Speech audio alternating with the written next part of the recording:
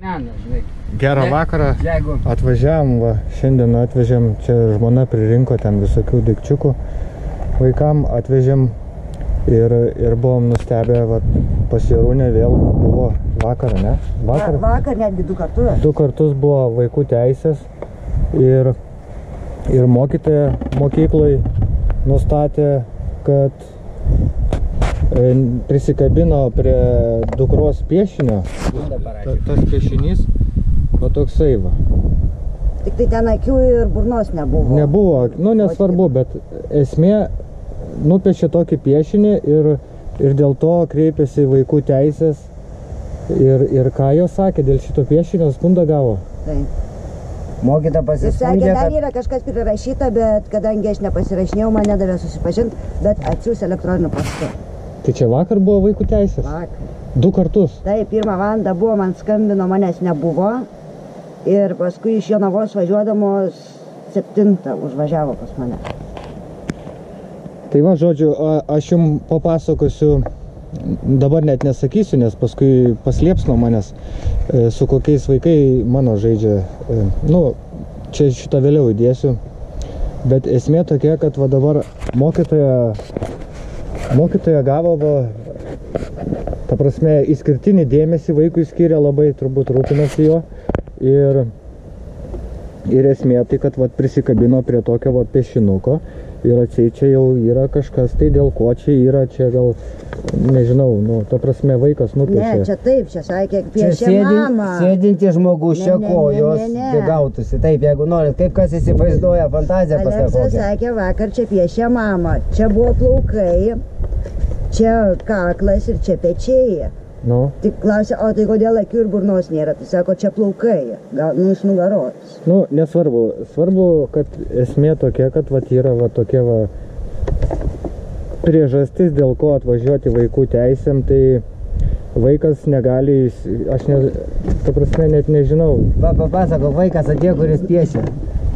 Va, papasako, Aleksa. Gali nufilmuotis? Gali, tikrai, čia tikrai, va, dėl to aš tai rodau, tikrai, nes tai reikia rodyti. Tai ką tu čia nupiešiai dabar? Mama. Nu, ir kas čia tokio blogo, ta prasme, aš tai nesuprantu. Tai va tokia va esmė, tai kad va taip va yra, nu ir viskas toliau vyksta. Tai žmonės va statosi per naujus radiatorius, viskas vyksta, darbai, darbininkų visokių yra atvažiavę, viskas hidroforus keičia. Šulinį šiandien lipo, važiavom pirkti, ko reikia. Viską tvarkasi, ta prasme, bet nu, vis tiek ramybės niekam nėra ir tiek žinių, o va taip va viskas vyksta, tai dabar kaip čia, aš nežinau, žmonėm reikia bijoti, būti namuose su savo vaikais, kad neateitų įsigalvoja pagal anoniminius kažkokius pranešimus, kaip dabar populiaru, anoniminis pranešimas. O tai jeigu anoniminis pranešimas bus, kad vaikų teisės pardavinėja vaikus ir ten taip toliau kažkaip, tai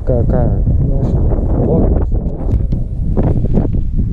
Va taip va viskas yra ir... Tai va Jarūnė dar papasakos, kaip ten buvai išvažiavus ir paskambino, kad tavęs nėra namuose, tai vaikų teisės. Vakar? Nu, ne, kažkada čia prieš tai. Ai, mobili komanda? Jo, Tai mane, tėvas buvo namuose, jie atvažiavo, o paskui man tik tais paskambino. Čia buvo antradienį. Atvažiavo, paskambino, bet tau davė lapą prieš tai, kiek pamenu, kad iki 19 dienos, jeigu apsigalvosi, tai atvažiavo turbūt paklausti, ar neapsigalvoji. Aš nežinau, ko atvažiavo. O dar sakai, kreipėsi į tą pirminę teisinę pagalbą, patikė jiems dokumentus. Ir ką jie ten sakė?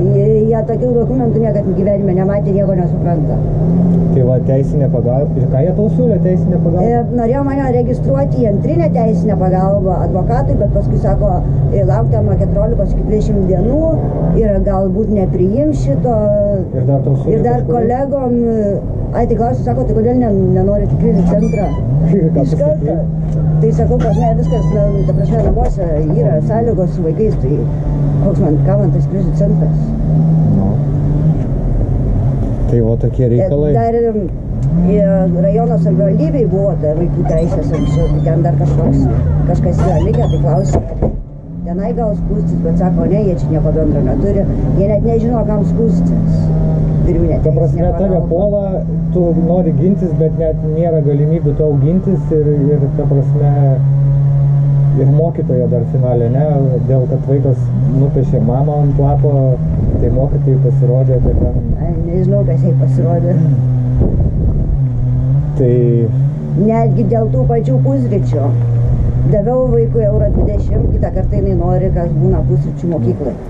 Tai mokytojas sako, o tai jie nemoka skaičiuoti pinigų, tai mes neleidžiam dabar pirktis. Tai galima išsipirkti visą mėnesį. Sakau, ką man visą mėnesį, jeigu ten vaikas 1 ar 2 kartus per savaitę nusipirks. O tai kasininkai nemoka sąžiningai grąžos? Pradžia, ne, tai aš galiu jai €20 duoti ir viskas. Ta prasme, duodi €20 Nu. ir sako, kad nepriima pinigų, nes vaikai skaičiuoti nemoka. Nežinau. O pradžiai buvo galima nusipirkti. Ir kitoj grupiai vaikai perkasi. Tai čia technikai... Tai čia aš nežinau. Tai va, nu tai... Tokie ir dalykai, tai kaip dabar žmogui gyventi, kuris va taip yra prispaustas. Iš visų pusių atakuoja, rašo, visos instancijos, mokytojai mokyklai spaudimą daro, savivaldybė daro, ta seniūnija daro, vaikų teisės daro, advokatai daro. Tai po kokiu lapų slėptis reikia nuo tokių visokių atakų įdomu.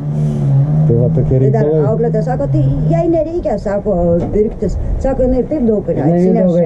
Aš tau pasakysiu tokį paprastą dalyką. Čia kada tie dar vaikų teisės, tie kaip nebuvo atvažiavę, tik globos atvažiavo Antanas, čia, žinai, pradėjom, paskiau tu vėliau privažiavai, jo. Supranti, žinok, aš tai sakau, mes galvojom, žinai, aš nugalvoju vieną, žinai, čia broliui pasakiau, dar sakau, žinai, taip ir taip, ta. Sakau, nu vis tiek, nu dviese, nu gerai, sako, štai irgi toksai, nu, jo, sako, aš už teisybę, tai Dieve, aš sako, bet ką padarysiu. Nu, sakau, suprantu, žinau, teko gyvenime tokių išbandyti. Supranti, gerai, čia atvažiavo tas anas, tai panai. Sakau, nu, žinai, jeigu būtumėm dviese, aš tau pasakysiu paprastą dalyką, tikrai, ką man gyvenime daryti? Aš neturėjau ką prarasti, aš, nu, vaikus susiauginau, pas mane, sakai, didelį. Pas Jarūnę dar yra, antstolis turi 8 000 eurų kažkokią sumą, neaišku už ką. Tai nuvežėm, padėjom Jarūnei parašyti prašymą antstoliai, kad pateiktų susipažinti su byla. Nuvažiavom pas antstolę, kuri nagrinėja tą bylą. Užėjus man pas ją, jinai pareikalavo pas mane asmens dokumentų.